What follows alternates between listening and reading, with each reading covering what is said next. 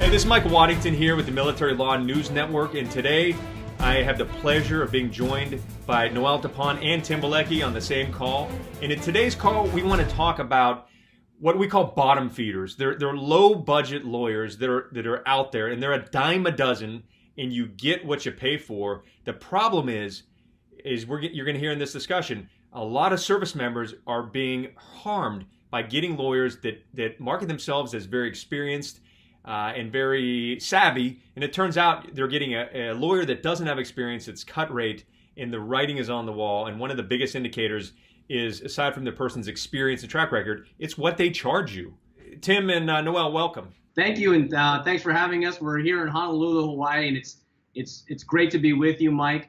And this is a great topic that I know that is something that near and dear to my heart, near and dear to Tim's heart and your heart, because as former service members, we joined because we wanted to help service members, and we got out because we knew that being part of the system was not doing a service to our men and women in uniform. So getting out and being able to represent people outside of the system was a significant step up in our game. And as you call them, Mike, these bottom feeders who are out there that claim that they're part of some large law firm but are really just solos who have this loose connection with each other are absolutely harming the criminal justice system, absolutely harming our military service members who are in uniform, because they're giving them these cut rate services for cut rate prices.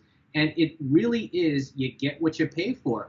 And if the going rate for a court martial is tens of thousands of dollars, you got to ask yourself, well, what is this lawyer going to give me if he is giving me less than the market value for his services? How does he value his own time, his own skill, and his own labor if he's going to give me some cut rate price? And I know that that's been something that has significantly hindered service members' rights. And I know this is something that he holds near and dear to his heart. Mike, here's my frustration with this, right? Because from the outside perspective, you say, hey, these service members are getting a great deal. They're going to be able to get quality civilian representation for an affordable rate. That's the promise that's given to them.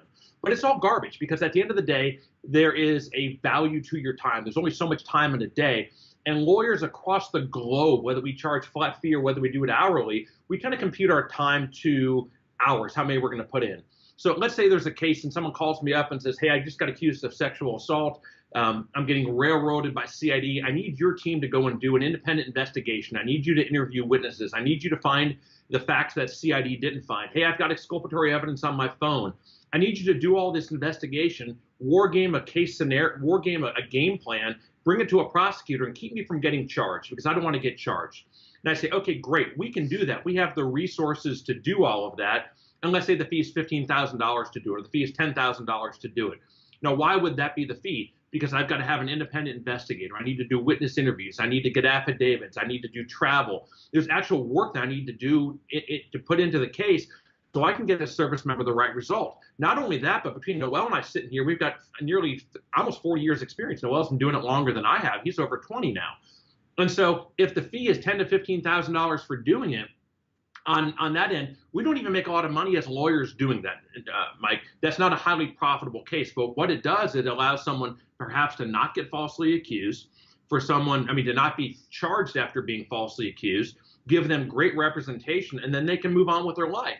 Now, they're going to make another phone call and talk to one of these, they're like puppy mills, these little lawyer mills, people that just got out of the service that list 9 people on their website, and they say, I'll do it for $2,000. Well, the initial thought from this service member is, oh, wow, this is great. I can save $8,000 or save $10,000 or save $15,000 and get civilian counsel.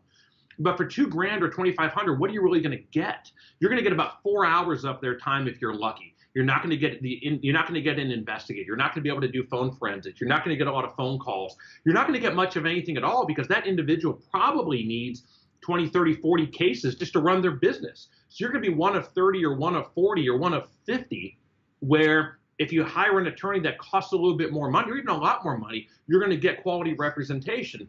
And I'll leave it with this, Mike. We're not trying to go out and buy a car here, right? If you buy a car and you buy a lemon, you go trade it in or you go get it fixed. This is something, no one calls my office just to chat. Maybe someone calls for some mentorship advice, but most people who call my office and want to talk to me or want to talk to Noel are in serious shit. They've got serious allegations against them. whether that's false allegations of sexual assault, whether it's true allegations of sexual assault, whether it's drug trafficking, drug distribution, attempted murder. If they're calling my law firm or calling your law firm, they've got a potentially life-changing event. But what's going to happen is they're going to have this expectation of greatness for their lawyer, pay them $2,000 or $2,500, get no services whatsoever, and be in actually a worse position than they would have been if they would have just stuck with TDS. And that's my real problem here, Mike, is we've got these attorneys out there who are undercutting fees because they want to get mass volume of clients. It's a volume business. That's all it is for these individuals. And these service members get subpar representation when they deserve the highest level of representation possible. Because if it wasn't significant enough, they sure as hell wouldn't be calling me or wouldn't be calling Noel or wouldn't be calling you. Yeah, Tim, exactly. Here's the thing. You can't run, this is not about pleading out DUIs, okay? You cannot run a volume business if you're in a highly specialized field like criminal offense, defending sex assault cases. You require hands-on skill and experience. Just like if you're going to hire a brain surgeon. Do you want the brain surgeon that runs a volume business and you go to 10 brain surgeons and they tell you it's going to be $50,000 to try to save your brain from the cancer that's eating it? You might not make it. You might die, but you have your best chance with this guy or this lady. And then you go to Dr. Jimbo down the street, and he's like, I can do it for $3,000. And you find out that he's running a volume business. You're gonna die. You're not gonna get the services you want. I know you love your car analogies. I look at it like sports, and I like MMA fighting. If you want someone to fight for your life, because that's what it is. It's one person against another in court. When I stand up and do the closing, one lawyer gets to do it. It's not 50 lawyers with combined skill. It's one lawyer that stands up there and represents you and is literally making an argument for your life. You want the best fighter that you can get, the one who has the longest track record. You're going to want to make sure that person has experience to fight and not some two-bit person who is fighting amateur fights on weekend nights while he's working at Jimmy John's. Or you're going to lose. You know, and my frustration isn't that clients don't retain us. We literally average about 70 to 90, depending on the month, inquiries a month for people that want to retain our law firm. They want to retain Noel, want to retain myself or our law firm. We're booked out for 6 months in advance. We've been booked out 6 months in advance or longer for the last 7 or 8 years now. So the issue isn't that we don't have the clients. The issue is I talk to these individuals. I'll quote them if I want to take on their case, if they have that victor mentality, don't have the victim mentality, and it's a good fit for my law firm, a good fit for our law firm, we'll take them on, and I'll quote them the fee, and they'll say, oh my God, I didn't realize it was this much. Joe Blow down the street in the heartland of the U.S. is going to charge me $2,500, and I quoted them $20,000. I say, well, then go hire him, but just save enough money to do the appeal. Save the money you're saving, put in a savings account, go to Wealthfront, go to a brokerage account, Betterment. Put it in there and get a nice stable fund that's going to grow over 2 years. So that money's there for you when you need to hire our law firm to do the appeal. And oh, by the way, make sure someone's able to access that funds. And that's the frustration, right? Because they're going to be in prison. I mean, there's a high chance that they would be in prison. Because it's not an issue of our law firm. We've built an amazing law firm here. But I see clients getting screwed out there by going to these two-bit attorneys who charge nothing, trying to knock out the rent every month. A lot of these times, for what these attorneys cost, they're better off just sticking with the ADC. There's some really good ADCs out there. Noel and I worked with a great ADC out of the Ellsworth Air Force Base a couple weeks ago. A client would be much better served just going with that level of an ADC than hiring some guy that's right out of the Army or right out of the Navy or the Marine Corps with 5 cases under his belt and paying for it. You just save your money. You're going to need it when you get out of prison. I agree that you're probably better off going with an ADC or a TDS lawyer, a good one, than some of the lawyers that I know out there, because the reputation precedes many of these lawyers, okay? They can say whatever they want on their website, but whenever you actually see their performance, unfortunately, many of them will be... I've gone against some of these people as prosecutors, and they're terrible. I've had to work side by side with some of them as criminal defense lawyers, and I wouldn't hire them to represent my worst enemy, because they would do all lawyers an injustice. And now that person's out there saying that they're an award-winning, the top military defense lawyer, it's outrageous. Because when you get into court and you see them and you hear the reputation amongst other TDS lawyers, amongst other ADCs, If you knew the reputation, you would never go near them. And Mike, this is personality driven, right? As you said, when you stand up to do a cross-examination, there's no one to tag in for you. You are up there cross-examining that agent or giving that closing argument on your own.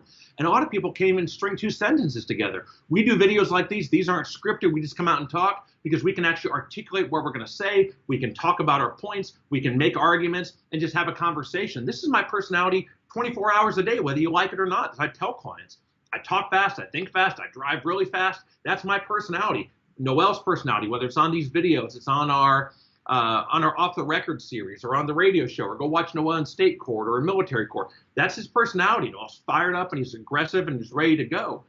But a lot of people just have these websites out there and they'll list their achievements. Their biggest achievement was the AAM they got while at the legal services office. And you watch them, and sometimes they'll put a video out, and the videos are asinine. They go hire a company to show them on a mountaintop, and they do this panning circle video. It's showing them standing on a mountaintop. I'm like, what the hell is that? Do a video showing your actual personality, who you actually are, without the stupid mountaintop video that they pay for, because it's ridiculous. Because that's their personality.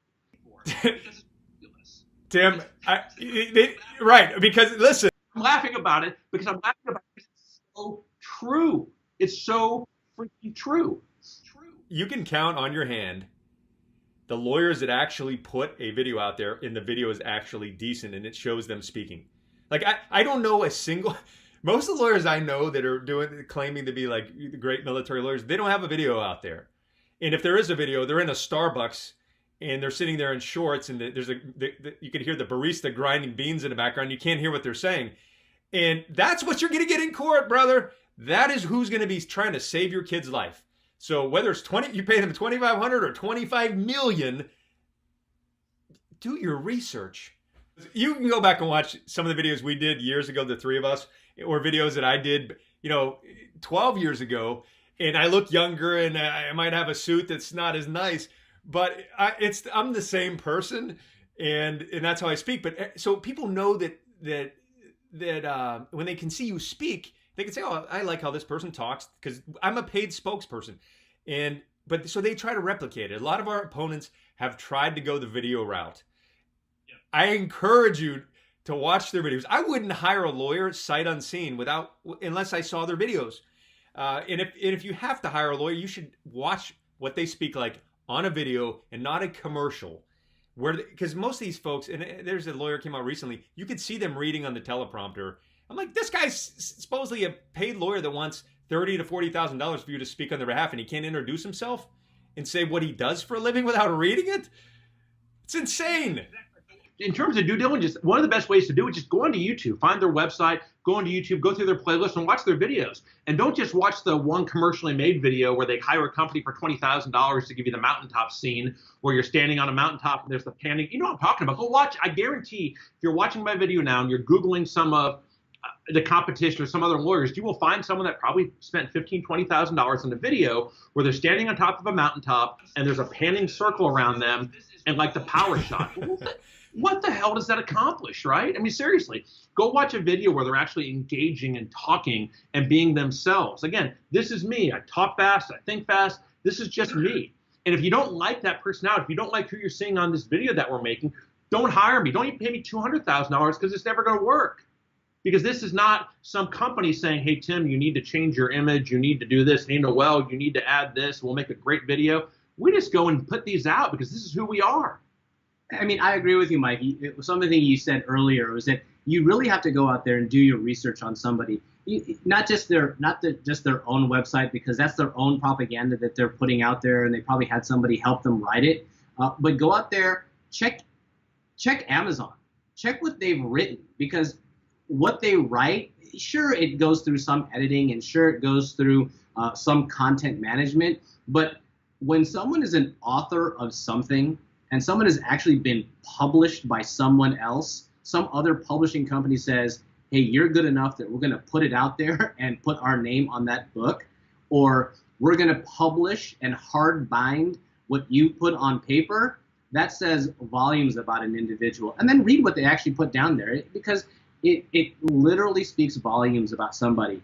If the best you're going to get is a cut and paste job on a website of someone's OER or fitness report that they got from some, colonel that was their best friend and they went surfing with every weekend, then you're doing yourself a disservice. Because, a lot of people, they really want to do, hire somebody, the first person that calls them back, the first person that they talk to. That's not doing your research, because this is a decision that will affect you for the rest of your life.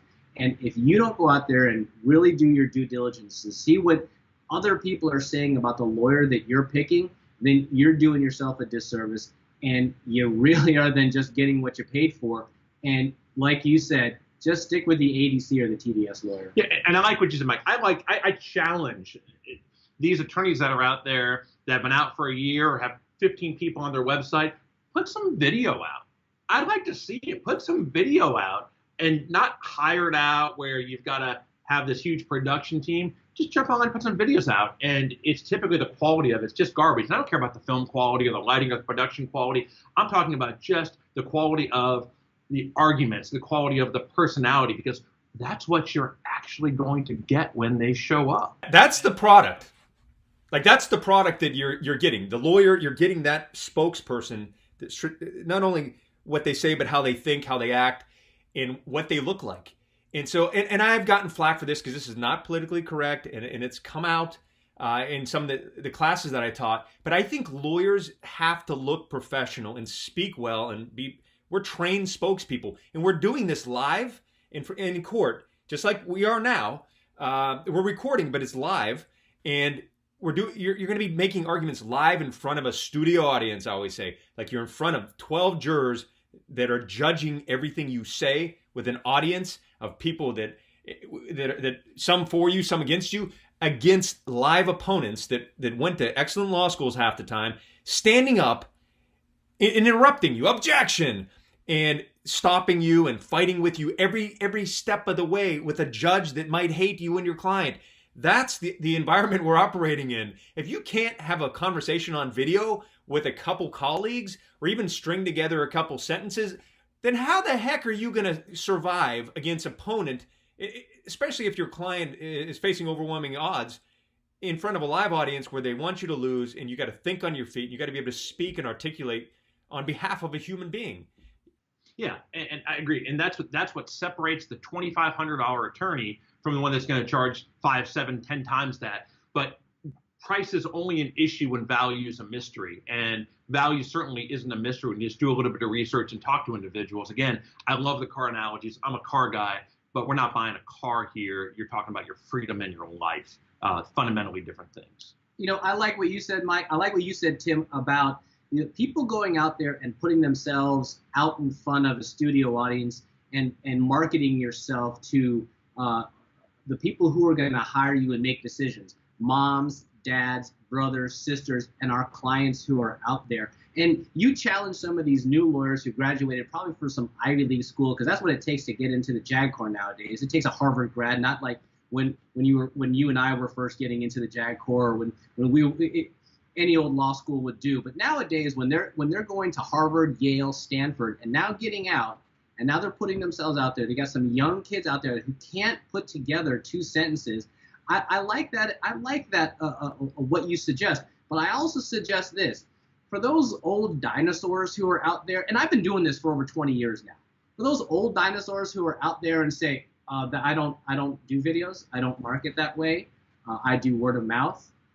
I only survive by referrals and this newfangled marketing and video that's out there. For those dinosaurs who are out there and say that this is not the way to go, you got to be scared of those guys too when you're making a decision. Because why, if numbers of years of practicing are the only measurement that says that you're a good lawyer, then what does that say about their ability in court? Because I always like to say that there's no substitute for experience, but there's absolutely no substitute for good. There's no substitute for skill. And if you're just saying, I've been doing this for 30 years now, but you're not willing to put yourself out there and do marketing the way that it's done now and be part of this time and this generation and understand what these kids are going through, and if you don't know what Fortnite and #MeToo is, and you're not going to be successful litigating these cases, to a jury of people who are probably 10, 15, 20 years younger than you. And it's got to be something that's done, and you really have to judge your lawyer, but how they look and what they say in front of you in an extemporaneous and unrehearsed fashion.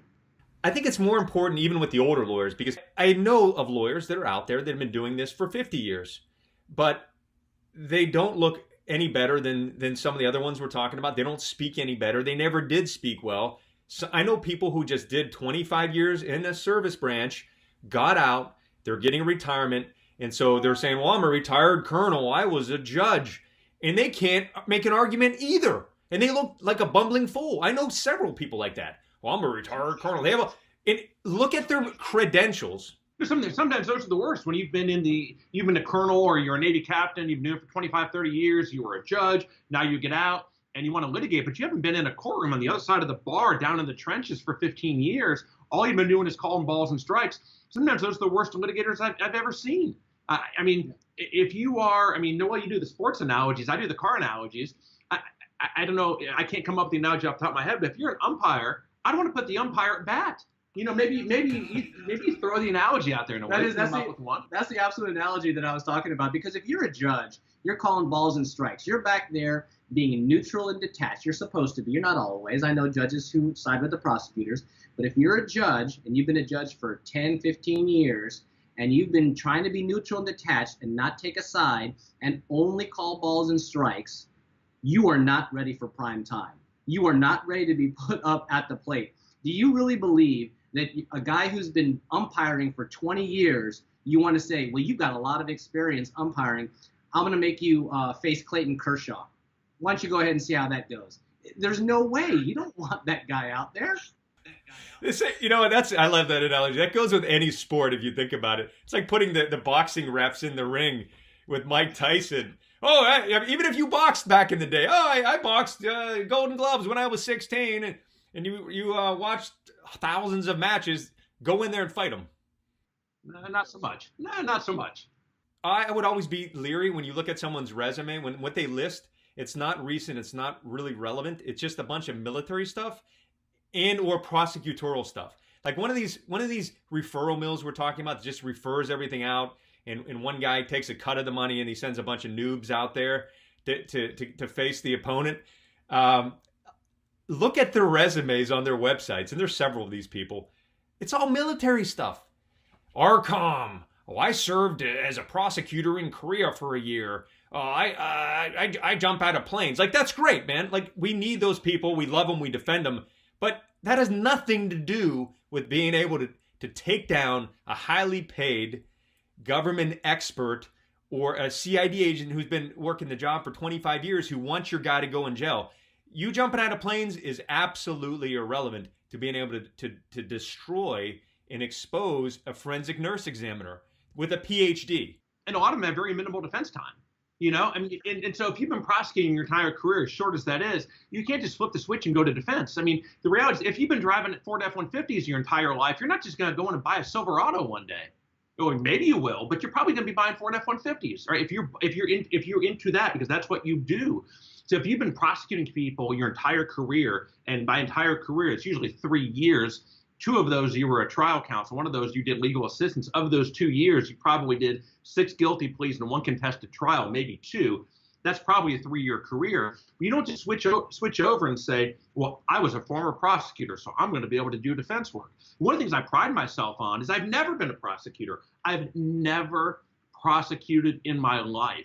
I've never been on the other side, and I pride myself in the fact that I know I've never been responsible for putting someone in jail. I've always been on the other side. I've dedicated my entire career from the time I worked with Joel Hirschhorn back in Miami, back where you're at now, Mike, from when I was young, like 22 years old, I've dedicated my entire career towards criminal defense. It's not something I just switched over because someone offered me a paycheck to go do some work as defense work. These are the people, wrapping this in a circle, wrapping this up, these are the people that are charging these low fees. These are the people you're going to get when you want to get a discount lawyer. These are the people that are going to be representing you or your loved one. And if that's what you want to go with, that's fine. it's no issue for us, but just be very leery about what you're getting for the money, because oftentimes you're given this extraordinary promise of greatness. You pay a small amount of money, or relatively for this, it's all expensive fees. It doesn't, it's not beyond me that all of it's expensive. Legal fees are, but you pay a relatively low sum for legal fees, and then you get subpar legal fees, and then you get subpar legal representation. That's what happens. That's the problem, and that's why these lawyer mills that are popping up are a real problem to military service members who need representation. Excellent point, Tim. And thank you guys. This was fun. We've never done the three of us together on one screen, but we're using some new technology, and it's pretty cool to get all three of us on at the same time. Thanks, guys. Thanks for having us, Mike. Thanks, Mike. Appreciate it.